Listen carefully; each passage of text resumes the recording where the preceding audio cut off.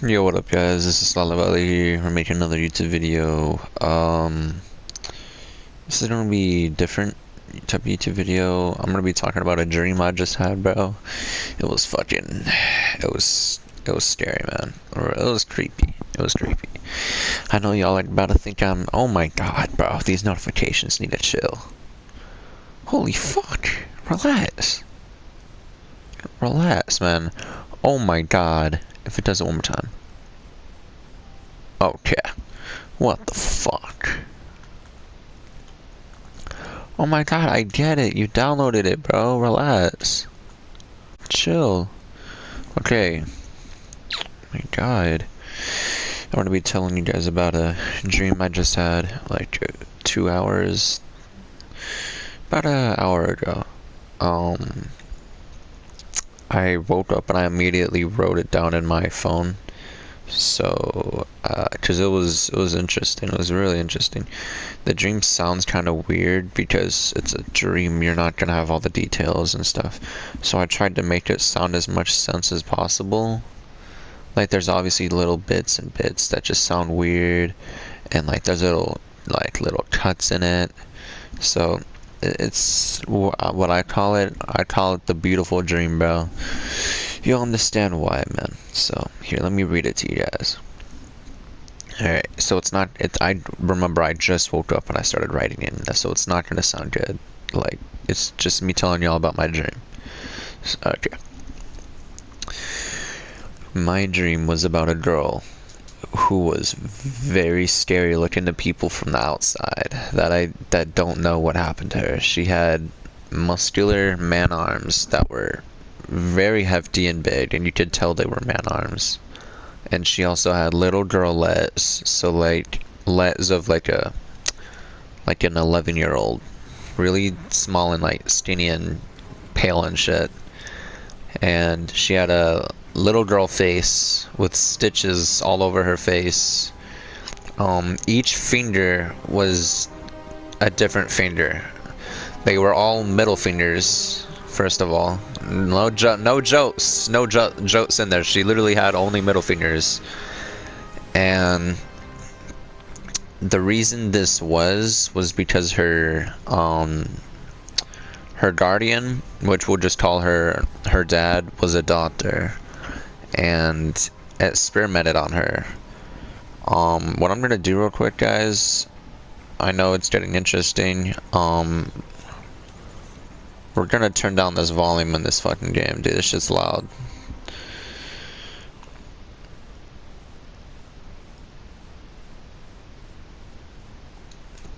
Okay. Where did I leave off? Yeah, so her dad was a doctor and experimented on her a lot.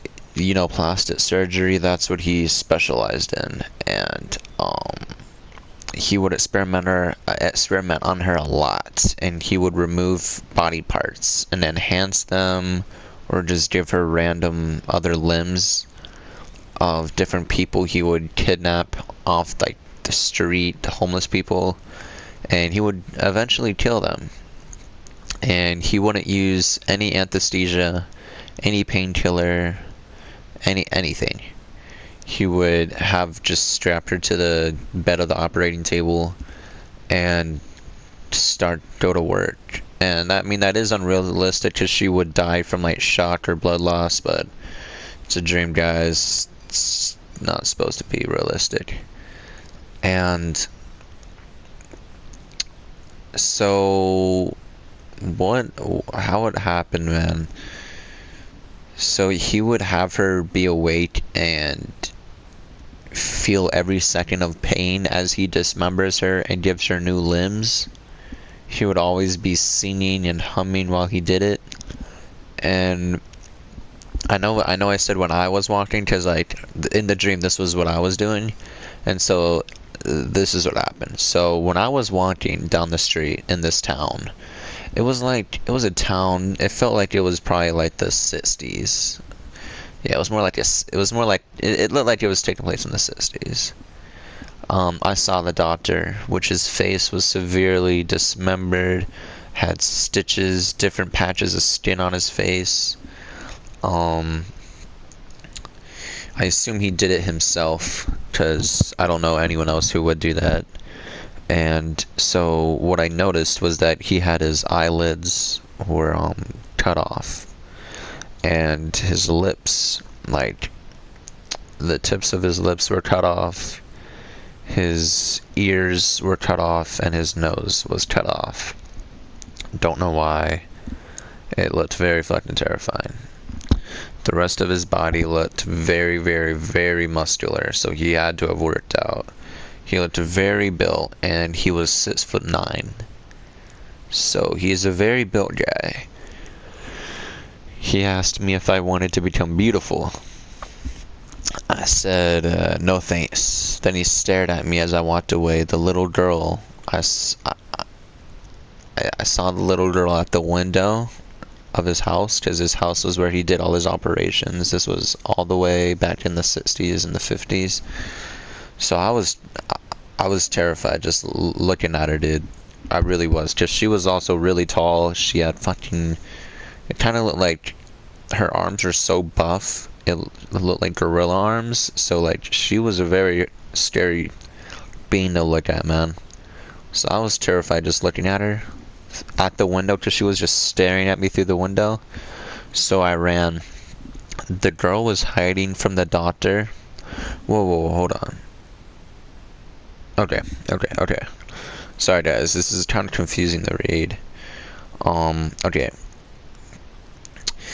So, switching over to like the girl's mindset and like her point of view, because like that part was like the only time I was actually in the story. So, switching into the doctor's house. Okay. Alright, so inside the house, the girl was scared of the doctor, obviously. So, and I forgot to mention her fingers, her nails. She doesn't actually have fingernails. They're more blades. So, she would crawl up the wall and hide on the ceiling. And so this is what she did. She was hiding from the doctor on the ceiling, and she could basically climb like a spider, basically. And increasingly, the doctor's humming as he walks throughout the house, looking for her, increasingly got louder. He started having a breakdown because he couldn't find her. He was screaming her name at the top of his lungs. You could hear his voice cracking. Her name was Sarah. He caught her. Yeah, he ended up catching her. He then smiled. His smile that reached ear to ear, because he also, if you guys ever heard of Jeff the Killer, he did that type of thing where he would cut part of his cheek so that he would always look like he's smiling. Then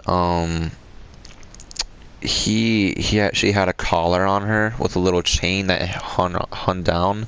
The collar was made out of metal.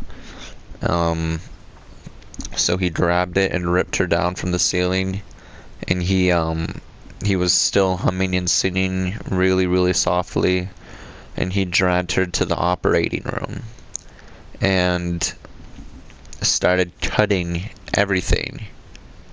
He just started cutting everything that wasn't hers. So what I mean by wasn't hers is like things he added to her that was from other people. So what happened was he went and grabbed all of her old body parts and all her old limbs and pieces of flesh that he took from her, and he put them back. So he put everything back together, and then he called her an ugly girl. And then so she cried for days. She cried and cried and cried for days because he had thrown her in a cell, in one of those really, really tiny box cells where she couldn't actually stand because it was so small and cramped. And she only got a piece of bread every week so she wouldn't die. in complete darkness because he never, whenever he went in the room with the cell, he would never turn the light on because he wanted her to go insane. So after a while of that, there was another girl that went to the doctor for an appointment. She wanted an appointment for whatever reason. Surprisingly, so her name was Dolly. The doctor praised her and told her about all of his ideas that he could do to her. She seemed very interested. And I'm sure she was just doing a, one of those basic things like Botox in the face or something. And so he grabs her out of nowhere in the middle of a conversation and tells her he's going to make her beautiful. He proceeds to beat the living shit out of her, then brought her to the operating room. Then, oh my god, who's calling me? Sorry. And then he tries operating. She grabs what looks like to be an anesthesia injection, which obviously he never uses, and injects literally the whole fucking thing into one of his veins. And he's standing over her, towering over her. He's freaking out. He's losing his shit. So he freaks out so much, he grabs the knife he was going to use on her and starts cutting out his own vein. Blood gushing out of his arm, and the anesthesia was already inside of him. It was already inside of his bloodstream. It already entered his whole body. He starts throwing things across the room, launching shit like tables and chairs. He's strong. He's a strong guy. And so he's still freaking out. So he's cutting and cutting and cutting and cutting. He's cutting each and every vein and pulling them out of his arms. At this point, he is still freaking out and cutting. He's using the knife and cutting his veins out of his arms. He's pulling them out with his teeth. He's grabbing them with his teeth and just ripping them out of his arm. He's screaming in pain and screaming and screaming and screaming. He's screaming Sarah's name for help. He keeps screaming like, "Sarah, help, Sarah, help, Sarah, help." So Sarah's in her cell crying. She's crying because the only person she's known that supposedly loved her is him. She thinks he's her dad, which really, he kidnapped her pregnant mom and cut her out and killed her mom. The doctor ends up falling asleep and is bleeding out.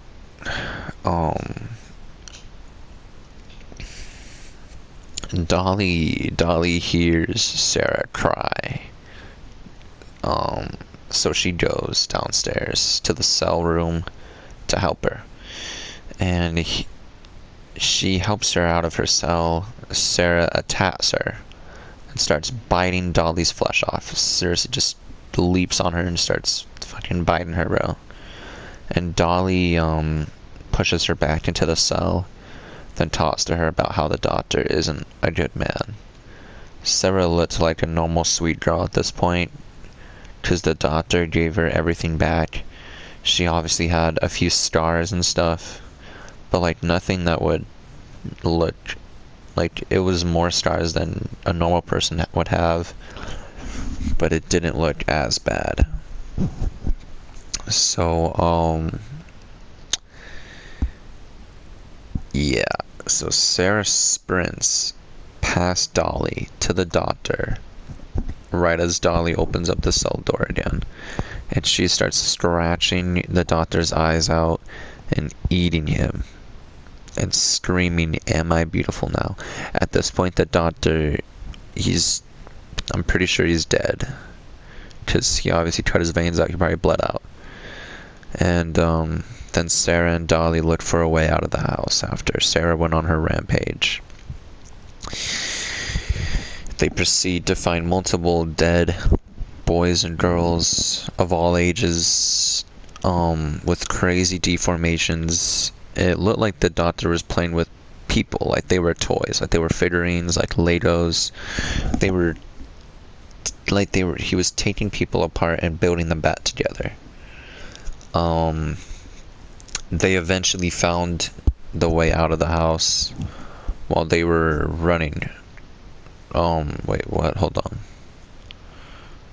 Oh yeah, while they're running from the house, they looked back to the window of the house, and they actually see the doctor staring at them, not smiling. He's not smiling at all. He looks pissed.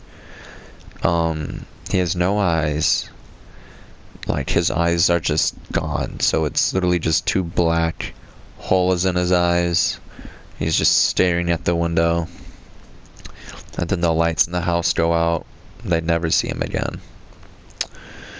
They keep running. There was a beach nearby. They run to the water and ask people for help. One of the people that they were asking, he was a young man. He's like in his 30s. He said sure.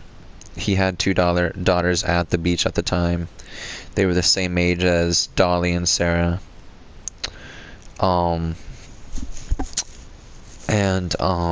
They all talked and hung out. They didn't tell the other family about the doctor. But when they got home, the man noticed that Sarah's skin was different shades of, different color shades and some spots, because obviously the doctor did multiple operations on Sarah, and he couldn't get everything, he couldn't take away everything and put everything back. So, he never asked about it. The man never asked about it. They all went to bed. They all went to sleep. The man woke up in the middle of the night to Sarah screaming and trying to break the window with her fist. Her fist was bleeding more and more with every punch. Her knuckles, you can literally see her knuckles, like her knuckles are all scratched up and bloody. The man grabs her and tells her she's safe. She slowly loses her energy from trying to fight him to go back to the window and punch it, and just goes back to sleep. After that, they lived like a normal family, you could say. Sarah would have extreme PTSD episodes, though, which often include attacking herself or others. And she has night terrors often, where it would consist of her going through more operations. Dolly, on the other hand, took around 30 years to finally get over the things she saw in the doctor's house. They're obviously adults now. The family started becoming a real family. The daughters were all friends. The dad thought of Sarah and Dolly as daughters, because they've lived together for so long. And they lived together in peace, away from the doctor for years and years and years, until Sarah, as one of her biggest, most extreme episodes of PTSD. She gets her PTSD randomly, it doesn't matter. Like, she could just look at a wall and get it. So, what ended up happening? She ends up going complete apeshit. She thinks the dad's the doctor, because the dad's pretty well built. He's tall, so she thinks he's the doctor. So she ends up full on attacking him. She's using her teeth to just rip off his flesh. She's biting him like a full on zombie, dude. So she's biting him, ripping his flesh off his fucking bones and shit. And he was in his bed sleeping when she jumped on him and did that. And she was ripping off flesh from his neck, and she was literally scratching out his neck. So he died pretty quickly. He died almost instantly. Then she, after maybe like 30 minutes of just attacking him, she realizes what she did. She sees that it wasn't the doctor, it was her new dad. And she can't live with herself anymore, so she goes on the roof and she jumps off the roof, and then she kills herself. That's the end of my dream, y'all. There was other things that were in it, but like they were just random things that just didn't need to be said. So that was the dream. It was weird, it was crazy, and man, it was really creepy, dude. And the thing that was really creepy, guys, is that since it was my dream, I literally, like, I vividly know what the doctor looked like, and I saw those dead people, bro. So like, shit was seriously scarring, bro. Shit was creepy as fuck. Like, I swear to God, dude. If you're watching this, leave a like, comment down below what you want me to do in my next video. Make sure y'all subscribe, man. Peace out.